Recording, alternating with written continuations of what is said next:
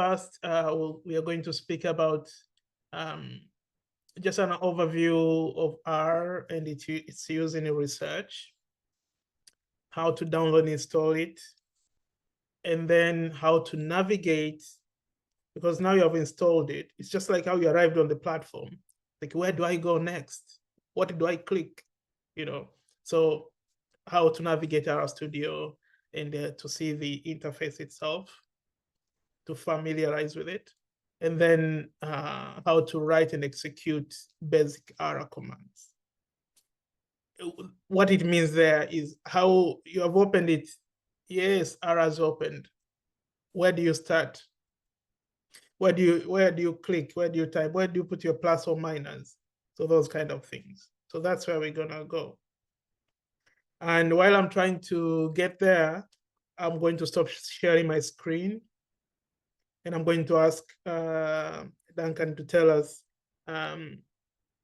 Duncan, what is R and what are the uses of R? So in a nutshell, I can say that R is a statistical computing software that is versatile. It has so many applications, depending on the use that one wants to really apply it in. So number one, it's very good in handling data. You can manipulate data. You can analyze that data. They are very good packages which help you to or which will assist you to analyze data. It also has very good visualization packages, because at the end of the day, even if you want to analyze data, you want to have to draw some meaning, or at least to visualize what that data is all about. So R will actually do that for you. And the best part about R is that it is open source. You don't have to pay anything. You just need to have a computer, and you're able to actually get the latest. It has a very good community that supports users, and you'll find R that it's actually becoming a go-to software as far as analysis, data science, data analysis is concerned, and also data visualization, and creating also dashboards. R will do that for you very well. So yeah, it will be an exciting journey, and as Frank said, that we would like to start from the beginning. We will assume that not all of us have any experience in R, so we start from the basics and then build on that knowledge as we proceed.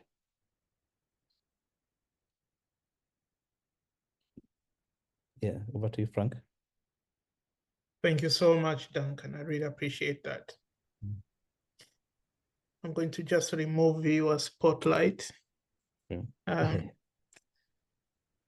And I'll try to share my screen. Hopefully this technology works. So thanks, Duncan. And I really appreciate you sharing that. So I'll give you guys just a quick example. I just showed you a slide of introduction to R and RStudio for health research. I created this slide straight on R. So I didn't go to my PowerPoint and then write, today's session is about this. I just did this on R. And then when I clicked like run, it provided me my slide. I didn't work on other slides, but if I wanted to do more,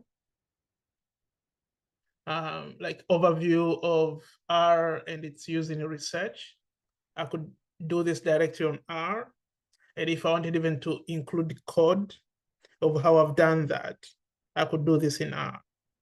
What does this mean? It means that if I want to share a presentation with Duncan, where maybe we're writing a report or we're working on a publication, we already have done our data collection, our analysis, and we're preparing for publication. I just need to share a file where we are both working, and we both will be looking at the same thing. So we can do this probably on Dropbox, but on Dropbox or Google Drive, if Duncan does a change, you cannot track your notes and you cannot do other things, while R gives you that. Another example of what has happened is we are not only going to be sharing with you introduction to R for health researchers, we will be also supporting you with a new e-learning program specific for supporting your journey in R. Now, a lot of you might have come to the platform, and there is this button here written e-learning. Once you click here, there is a course here, Introduction to R for Health Researchers. It's free. If you go inside it, right now we have actually put a code. So you cannot open it, but if I can just quickly copy the code. So we decided to close it first, have the session, then we are going to open it up for all of you to join in this course. So it's protected now, but Introduction to R for Health Researchers. And so you'll be having these sessions like how we're doing now. But to go further, you'll be going to this e-learning module. These are the facilitators. Ashna Duncan Kwak will be joining us shortly, and this is me. And when you expand this, we have included the lessons. So overview of R and its use in research, download and install R, navigate RStudio and its interface, and write the executable commands in R. So you'll be getting two things. You won't only just get this content as we're teaching you here, but you will also, if you want to end up getting a certificate at the end of the day, you can enroll in this course. So what you just do, you click on take this course, like how I'm doing now, and you can expand. So come to this, you can expand these topics.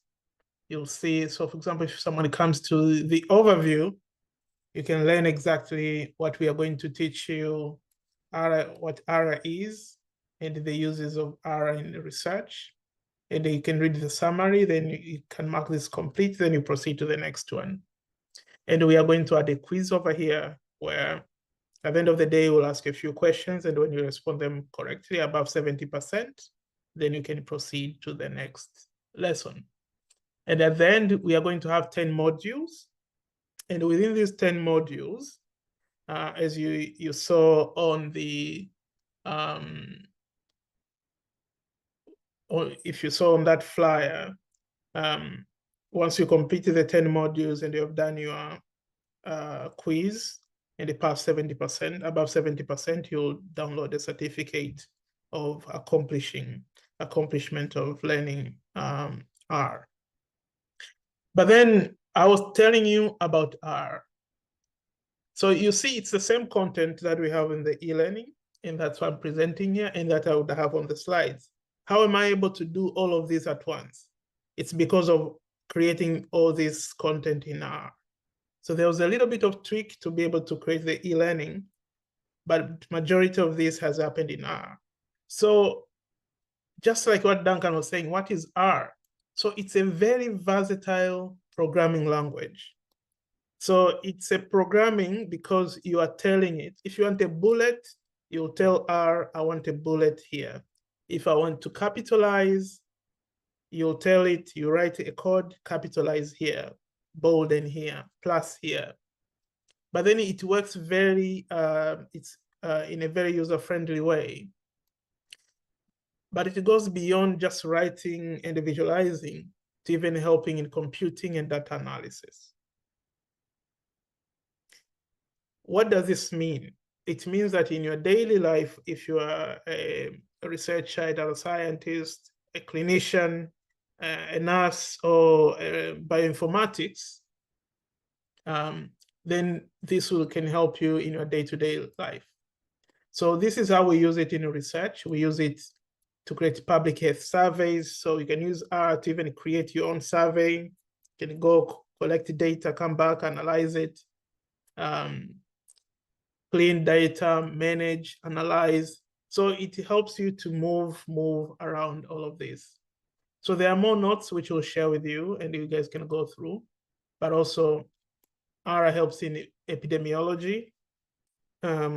One of the good experience I've had with R during COVID-19, we were collecting data from patients, data on vaccines, how many people are getting vaccinated, deaths, hospitalizations, and I wanted to know over time whether the burden is going to be too much compared to the resources we have in order to do such quantity. So first, surveillance of the disease.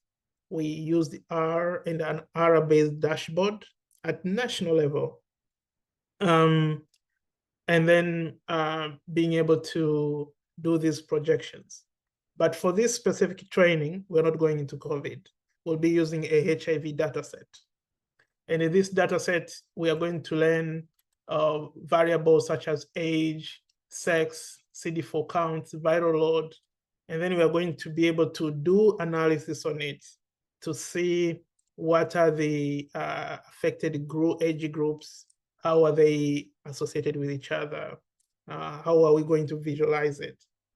So we'll be sharing this. It's an anonymized data set that we will be using, and it will help us to be able to follow that. As I said, clinical research in bioinformatics and genomic research. And for practical example, we're going to use R in HIV cohort studies. So if you don't remember anything from today, just know R is a very powerful tool. You can use it statistically, you can use it for data collection, you can use it for visualization to create your charts, dashboards. You can also create your reports, just like this report that I've created here, or you can create your PowerPoint using it. So I would like to pause there before going to how to download and install R and take, if there are any questions, we really want you to ask questions, and both Duncan and I can be able to respond.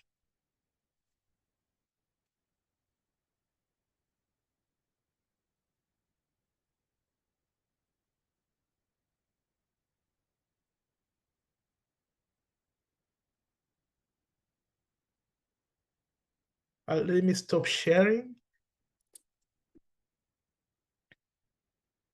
Yes, we have one hand raised from Mary. Yes, Mary, please go ahead and ask your question. All right. I wanted to ask that, is it possible for someone who has no knowledge about data analytics to just dive into the use of R and still get it and still have a smooth ride without any prior knowledge? Is it possible, or we have to get a preview or a basic understanding of what data analytics is before we get into downloading R and using R to analyze data? Thank you.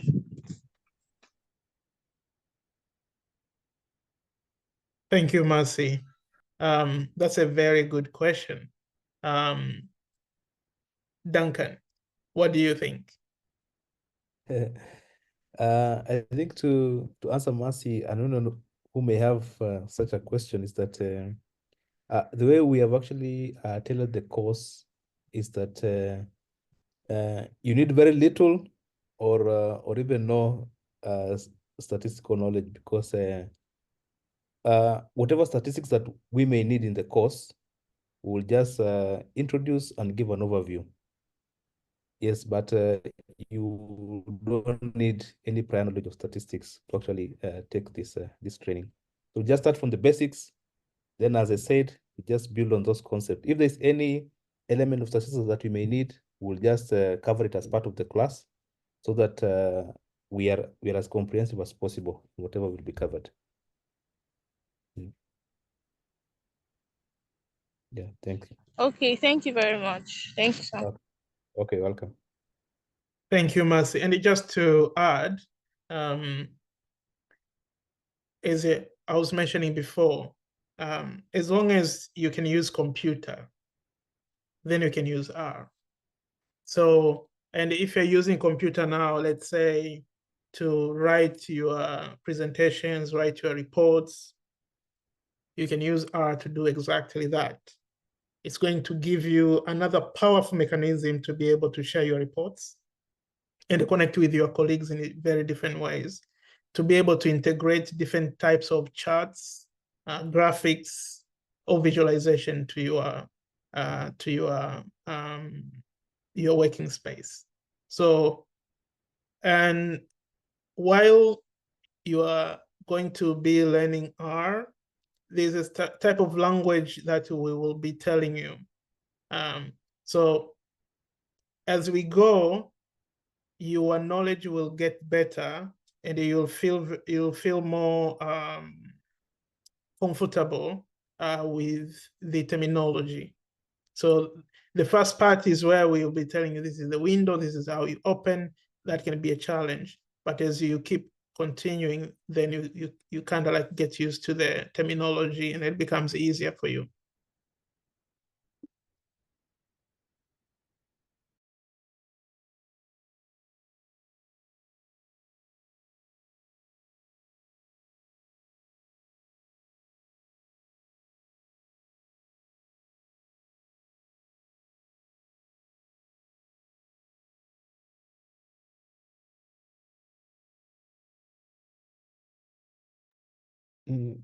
I think, Frank, you're on mute.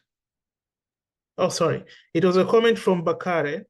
Bakare said, is R also good for data science? And is it possible to combine it with Python programming language? So the answer to this is yes, absolutely. While Python gives you an interface that is user-friendly, and Python is very good now used in machine learning and the visualization, R can give you exactly the same. And because of the versatility and the community, we now can write a code that you can use in current different packages in Python. And you can actually import some of your work from Python and use it in R. So Bakare, feel free to raise your hand, and then we can open your mic to speak out loud and let us know if we have answered your question.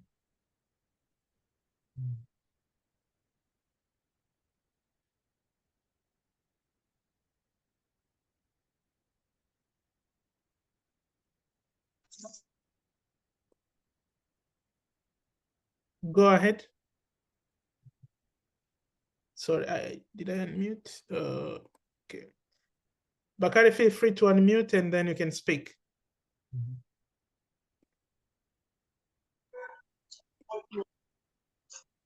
Yes, thank you very much, sir. Yes, you answered my question perfectly, sir. Thank you very much. I just have a follow-up question, Bakari. Have you used Python, and are you planning to use in any type of analysis? Yes, sir. I have actually been training with Python for about 2 years now. I just recently discovered that I could use Python for data science. So that's what I've been learning for about 6 months right now. And then when I came across, because I'm also a research enthusiast, I've collaborated on some papers, but I am not an author myself. So when I came across this project, I thought to myself, I was like, this our language, if it is useful in data analytics and data science and research, it goes along with my goals. So why don't I try it out? Which is what has brought me here today.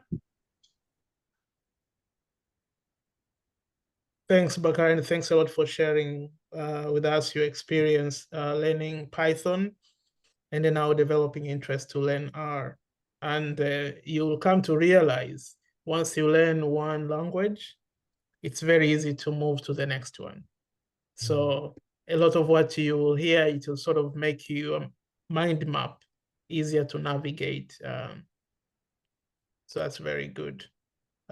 Duncan, you want to share an experience how R links with other statistical packages like Stata, even Excel, or EpiInfo? Okay.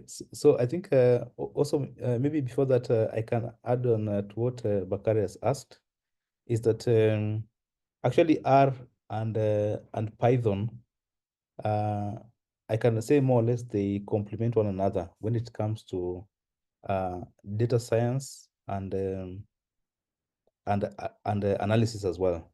So if you whatever you've been doing in Python, the same structure may be the same in R, only that the syntax will be changing. So the main ideas will still remain the same. The only thing that will change is maybe the syntax. And you'll find that, as Frank has said, if you have prior knowledge in using another language, then transiting to another language also becomes easier. So also I commend you for learning Python. It's also very powerful, just like R.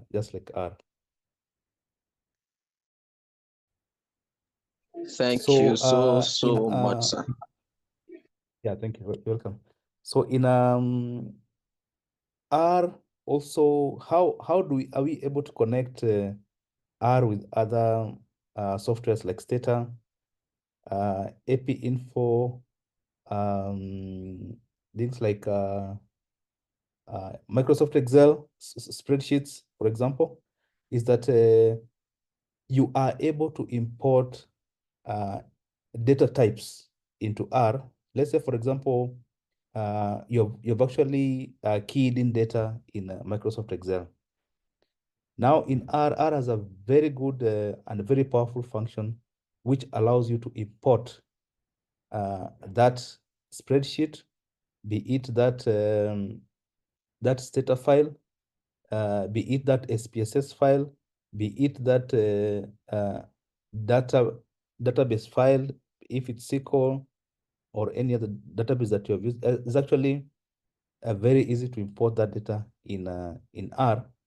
Then the processes of manipulating, analyzing actually follows after that. But actually, it's just like one line for you to import that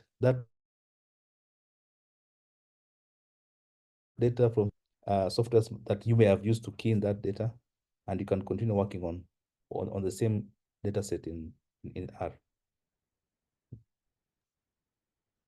Thank you, Duncan.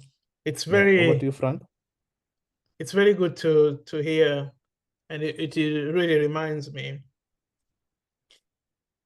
while in a lot of these other statistical software, you have to pay to be able to have the package to use. With R, you get it for free. Yeah. And while in other software, to import data sets across almost all softwares is a challenge. R, you can import any type of data set. I can give you an example. I had a challenge. I was downloading. I had a team going to the field to collect GPS locations using some devices that are called e-tracks. And it's a very difficult format to find anywhere. Yeah. They had a challenge to import it in Stata. They could not open those files using Excel, neither online. But through very few codes, I was able to open it in R. So it really gives you that versatility and the power to go with the software that you get for free. Yeah. The only challenge is you somehow have to learn to get yourself there to be able to manipulate. And this is why we are here for you to do this program. So I'll start sharing my screen again. The next exercise is we're trying not to just preach. Duncan, can you confirm I'm showing the screen with lesson 2, download and install R and RStudio? Yes, you are. Perfect. So we can drop this link on the chat. I'm gonna copy it and put it on the chat. I don't know how many of you have already downloaded R and if you have had any challenges. So R, to download and run R on your machine, you need to download 2 things. First, you download the software environment. So this is the R project. And the second, you download RStudio. Why do you have to do this? So when the R program started, it was actually a command line writing. Command line, this is like, you know, these movies when they show geeks with hats, people who cannot communicate very much, just typing this language on the computer, and the computer understands, but anybody looking at it don't understand. So that's how it started. So really working on command line, well, command line cannot be that tough, but it's a language that computer understands, but it's might be incomprehensible to other users. So until now, the R GUI, R graphical user interface, sorry, the R core program, it's almost like the engine that runs R. So for you to be able to use that engine, you need to sort of have like your steering wheel in a car body. Now, to have that, you download this RStudio. It's an interface that is user-friendly, it's understandable, and you don't have to write command line to work on it, but you work directly on RStudio, and R becomes able to understand you. So first, the step 1 is to download R to your machine. So I hope you all have your PCs right now. So what you do, you go to that link that I posted on the chat, and then a window will open. So let me just try to open this in a new window. If you click this, you will land on the R project for statistical computing, and there's a lot of things to hear.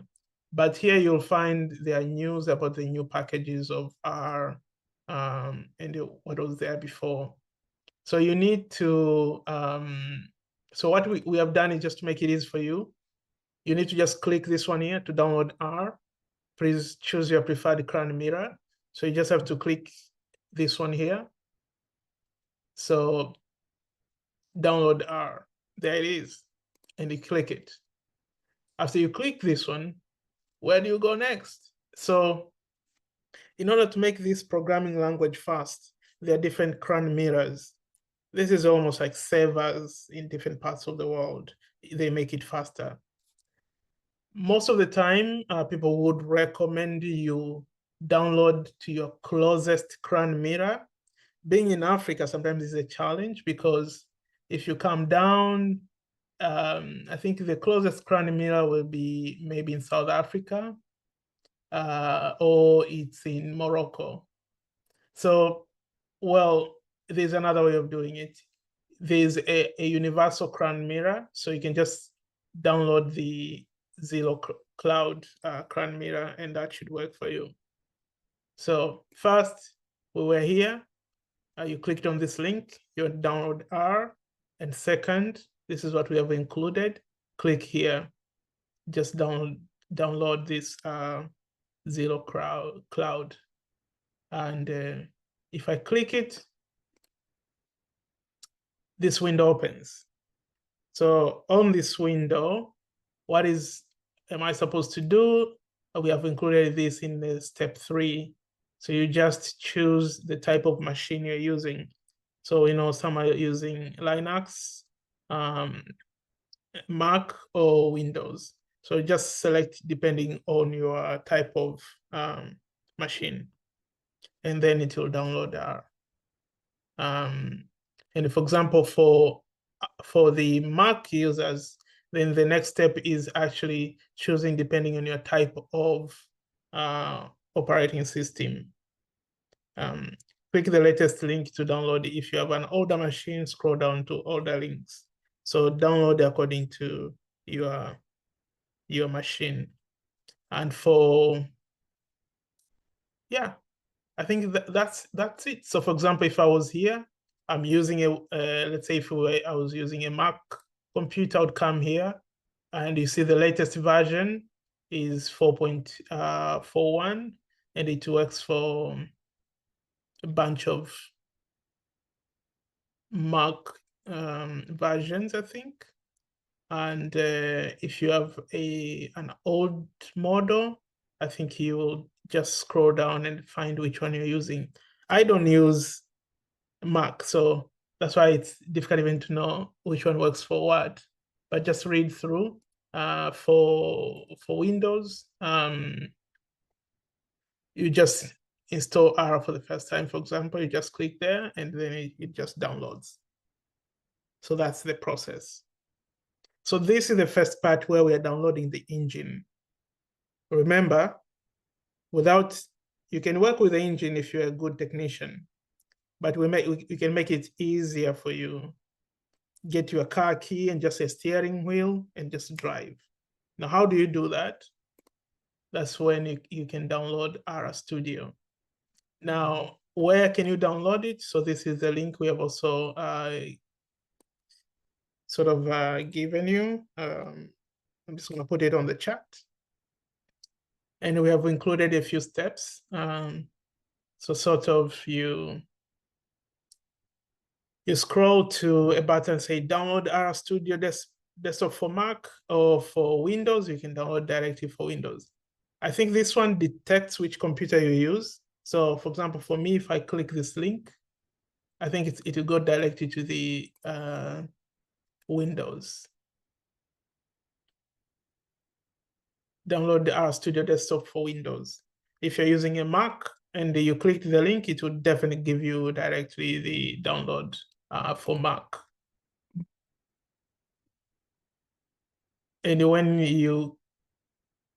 if you have an older computer for Mac computers, you just have to click the different versions below, and then it can be able to show you.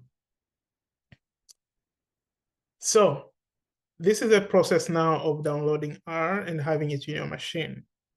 We thought it would be important for us to take you through this, so that the next steps, it should be for us to show you how the windows look when you open R, and then we can go to how do you type or even write your first code. Now, after you have allowed and you have managed to download R, how can you navigate R? So this is like you have R right in front of you. This is like, when I was telling you before, we're downloading an engine. I promised you a lot with this car, that it can do your analysis, it can do data collection, it can take you whatever you want, any report. It's now right in front of you, and you want to start it, and hit the gas and the move. How do you do it? So this was what was going to be the next question. So for those of you who have already downloaded, sorry that I'm going slow because we're just trying to make sure that everyone is on board. But after you have installed R, you just type on your search, or you double click the icon, wherever it is hosted, and it can open. So for example, for me, I'll do like RStudio. And when I click it, the R window would open. So I think it's taking a little bit of time, and there it is.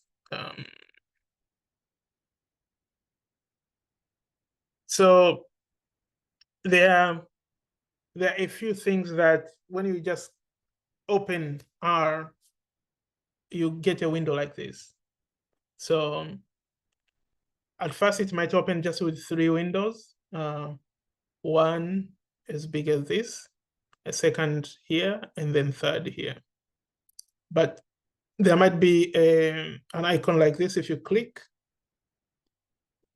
you see that there are 4 windows. And they may not be arranged the same way in every computer.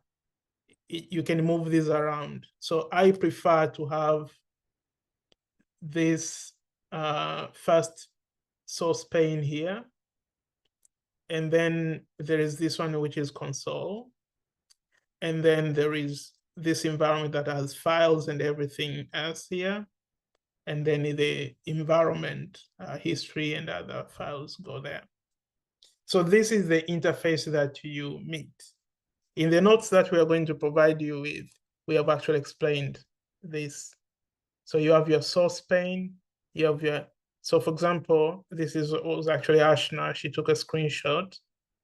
She has arranged her environment to be on this right side.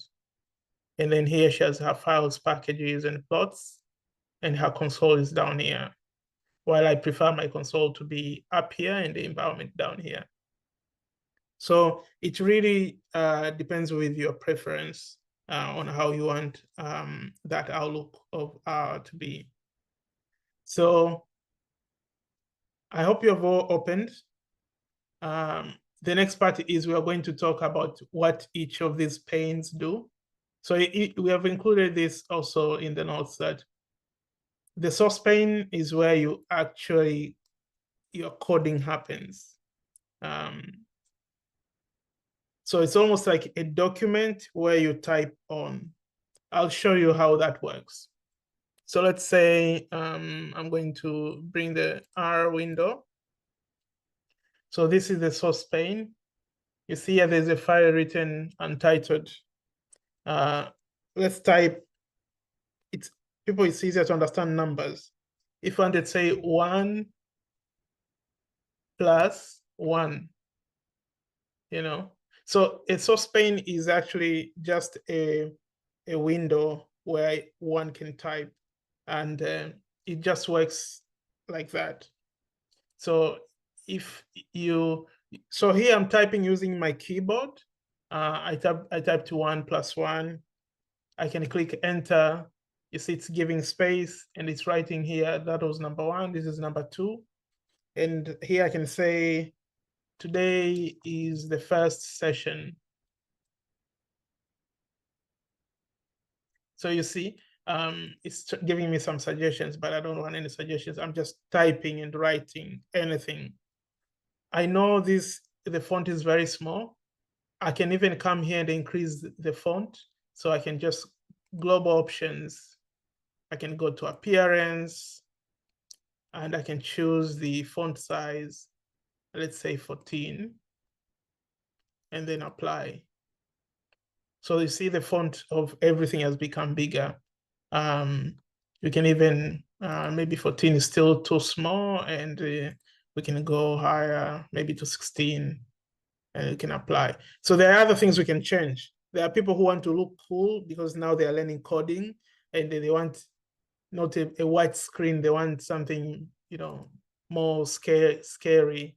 So you can choose here, depending with what you like. There's there's Dracula, there's Clouds Midnight, there's Chrome Ambience. So let's go for Dracula, let's say. And the whole pane turns black, and it's, at least this makes you feel like maybe you've started coding. Duncan, I have a question for you. Is Dracula your favorite, what is it called, the outlook of R? Actually, I like Cobalt and Xcode theme. I see. Yeah. Okay. So which one is Colbert? So we come here again to global options, appearance. Here is Colbert. Oh, Yes. this is nice. Mm. So this source pane is where you write. And you can choose different types of how you write. Here you can choose whether you want to do R script. Later I'll tell you what this means. But there are different type of documents you can create. You can create an R script. This is what we're doing here. You can create a Quarto document. You can create an R markdown. You can write a notebook. And you can do other things. You see here, I remember there was a question, was it from Bakari, about Python script? So here is a Python script you can use, SQL, and a good number of other things, C++. I have even no idea what they're about. So this is what you can, what this source pane has. But also this is where you can actually save. So if you can choose here, you can come save as, and you want to save this as your first script. So you can just choose whatever you want to save it. You can maybe open files, say training in R. Maybe this is where you want to save, and you click that and say, this is my first script, and save. Then this untitled file becomes my first script. So this is how the source pane looks. But then there's a way to be able to write a script so that it makes sense. Now, let's say we have done 1 + 1. I think the question here will be, what is the answer, right? So in order to get the answer to 1 + 1, you need to do something. You need to click run. Run, you're telling the machine, yes, please tell me the answer. So I've put my cursor here, and when I click run, 1 + 1 = 2. The answer does not write here. It writes on this other pane, on the console. So you see 1 + 1, the answer is 2. This is where it writes. Oh, so you realize, okay, we wrote here, but it still writes here and then tells us here. So can we write here directly? You can say, yes, of course. Let's try 4 + 4. The answer is 8. Oh, okay, 8 divided by 2, it's 4. So this is how the language works. So this works like your calculator. While on the source pane, it keeps your notes. When you close R, you can save this script. You can use it for future. However, if you write on this console, it works as your calculator. The moment you close, it doesn't keep your memory. So that gives a little bit of a challenge. So one can just do all the manipulation in this console, but unfortunately, you won't have notes at the end of the day. So if I wanted to store this answer, I'd say, I need my answer to be stored. Well, how do I do it? So you say, I want 1 + 1, but I want my answer. So you say, my answer equals to 1 + 1. And when you do this, I'll remove this text. And you click run. You see now you have your answer. If you see here, it did not tell you the answer is 2, but it just said the answer equals. So the equal sign is this, I don't know what sign that you can call it. That's an assignment. And in order for you to get your answer, You just need to type in answer, and then there was a question in the chat by Score. He's asking how you were able to access R code from the for Windows. I guess so. Could you kindly illustrate that once again? How you're able to access the RStudio once it is installed? Okay, so once all the files are unpacked, you have allowed permissions to install. You might get a notification, allow this new program to start. It does. So you will have two files. So the first file is RStudio. So right now we are working on RStudio. So you just type on your search bar and then just type RStudio and you'll see an icon like this. And that is the R. That's how you access it. Or when you are downloading it, you can request R to put a shortcut to your home screen, your desktop. And when it puts that shortcut, you can just double click the shortcut and it takes you directly to, so you just go to your RStudio, double click it and open. Remember, don't open the R, so there are two things you have downloaded, the RStudio and R. So you're not opening R, but you're opening RStudio. So you might have this sort of R. This is not what you're opening. It's not the app. So for example, if you're stuck on this window,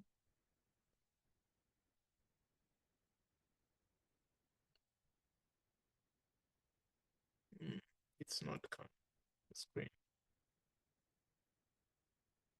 So if you try to open and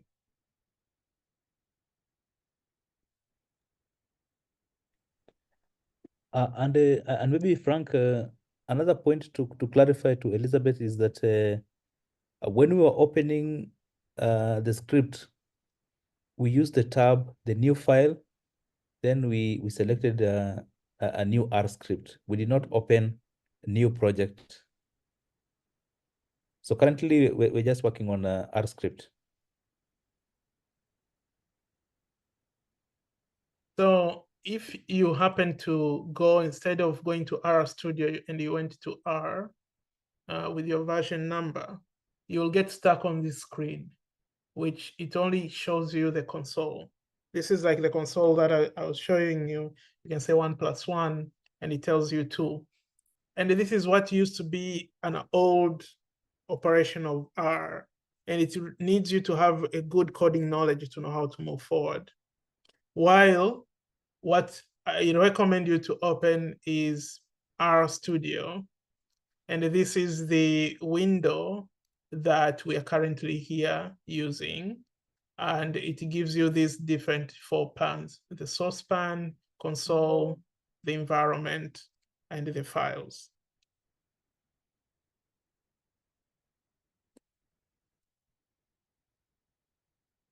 Does this require someone to have knowledge of Python language? No, not at all. I know very little Python, but I know a lot of R. So and you don't need, it's not a requirement. You're welcome, Elizabeth. I hope it's working for you now. Okay, I'll just go quickly to this because now we're almost out of time. Where were we? About our pain. I'm just going to open the right script. So this is where we are.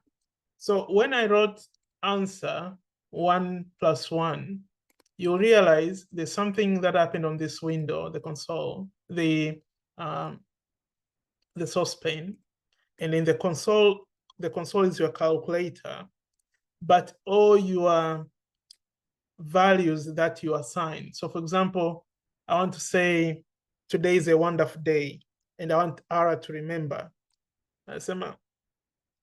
Then I'm going to put it here. Today I want Ara to remember today is a wonderful day. So you realize when I'm writing numbers, I don't need to put quotation marks, but when I'm writing sentences or character, or string variables, I need to put quotation marks. So these are sort of the basic theories. There are not so many. After you grab this, you are ready to move. So when I do today's wonderful day, if I click run, you'll see the environment keeps my answers. So the answer today, here it's written today is a wonderful day. So I don't have to write the whole sentence next time. I'll just write today and click run, and it will tell me the answer is today is a wonderful day. You can also tell print today, and then it just tells you today is a wonderful day. So you can even write a song using R. You can teach R of how to bake, what ingredients you need to use, but we'll learn more of how to write the codes in the next lessons. So I'll go back quickly to my notes. So when you're looking at R, this is the R console. So this is where some of you could be stuck if you open the R GUI, but we recommended you to open the RStudio. When you write and execute a basic command, when you click here, the file opens, and you can use it to save your or what you're writing. So this is an example. Anything that follows a hashtag number is a comment. So let's say, for example,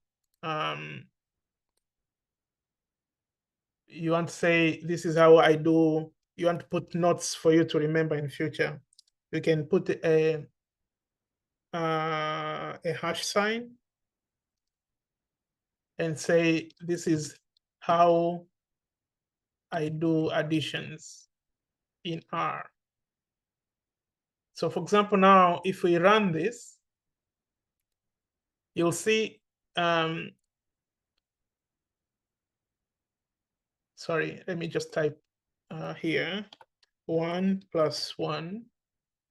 And then I say, this is how I do additions in R. And if I run this, it just tell me 2. It won't print this sentence where I've started with a hash sign. So hash sign is used for taking notes, and you can comment along your code so that somebody else can understand. And R will ignore it.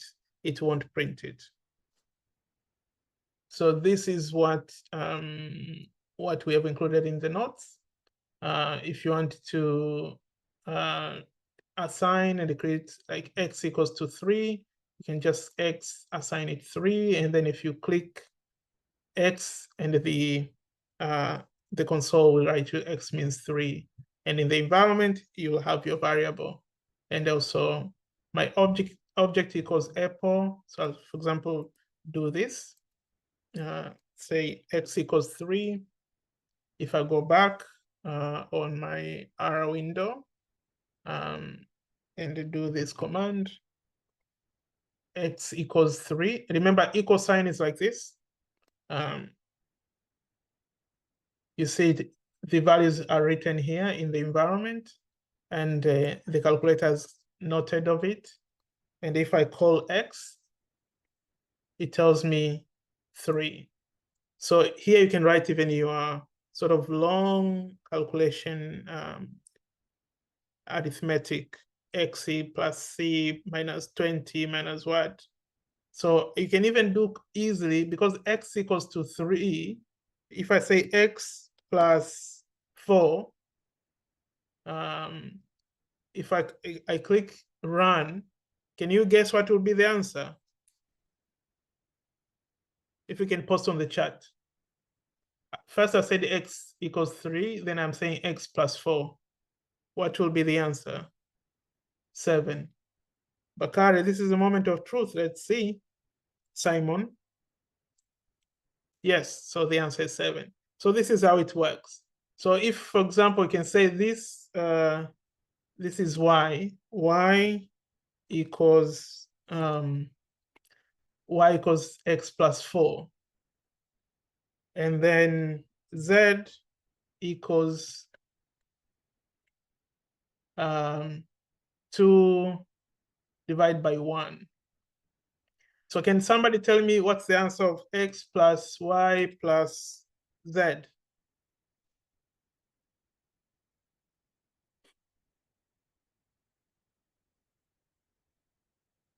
So x equals 3, y equals x plus 4, z equals 2 divided by 1. What is the answer?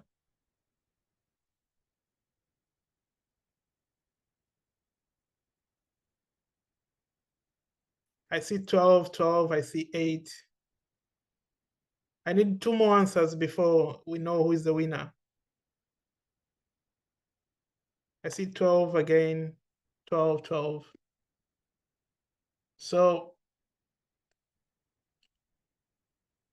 I'll run this again. So x equals 3, y equals 2, and then z. Wow, the answer is 12. I think you've all got it right. Simon had it wrong, then he worked on it and got it right. So this is how you write your code. So here you have learned additions, but this is not how we're going to proceed. You don't need to do these numbers. People have already prepared these packages for us. You can say add. So for example, if I write here add, is it add or sum? You can say sum x, y, z. What will be the answer? Of course, 12. So if I click enter, you see the answer is 12. Frank, there's a question from Kevin Robert. He's asking, does this require coding skills for us medical students? So as we said earlier that coding skills is not a prerequisite for this learning, because the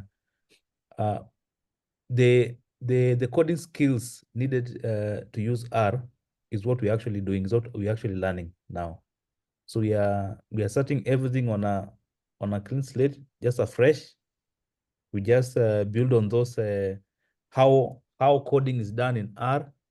That's what we will cover entirely in this modules. So to answer your question, coding skills at the moment is not a prerequisite, because that is the aim of this course, to at least equip you with some knowledge of how to use R. So yes, as Duncan said, we are going to take you slowly to learn how to code, how to write these codes, just like I was typing and you are following. So, coding sounds like a really tough terminology, but it's just really to understand what makes sense for the computer to understand you. So just like right now, when we say 1 plus 1 equals 2, 2 writes here. So that's how we're going to do it. Now, I wanted to take you these at least 2 minutes, if you guys will allow me. We appreciate FAMSA and all of you to work on this environment. So we're trying to really fashion this platform to become a learning environment for African health researchers and data scientists. So you will all be in this group called FAMSA training. You see, we will be posting here about the program and how it works. Oh, actually, there was I was unable to connect the time. Oh, so there was actually a typo when we were sending this. So we'll make sure that is corrected. We'll be meeting every day at 4 p.m. GMT, just like how it's in the posters. And we'll be sending notifications to all of you. You can come here, open a discussion if you have any challenge. You can just say, so for example here, how to download R, that was in the discussion. So you can just open a discussion, type in a topic, for example, downloading R, your machine is not working. Can I download using iPad? Can it work on different machines? So you can just type your discussion there. And when you post, one of us will be able to respond. So one good thing about this is it will give you also an area here. If you have met something and you want to speak to your colleagues about it, we want you to talk to each other about this experience and how you're learning it. Introduce yourselves, connect with each other as well. And then if you have anything that you want to reach out to us, if you come to members, you'll see all of us are here. So this is myself, Ibrahim, Duncan. Mary J is here to make our life easy. We still don't have Ashna, but she'll be coming soon. So please, this is going to be our learning environment. Treat each other professionally and communicate. And let's hope that we're going to learn a lot more on R and connect as a community. So with that, I would like to pass to Duncan if you have anything I may have forgotten, and then Falola can close our session for today. Okay, thank you. Thank you so much, Frank. As you've shown our attendees that we have a tab for discussions. So let these discussions not end after the session is over, but whatever questions that you have, feel free to post it in the discussion page.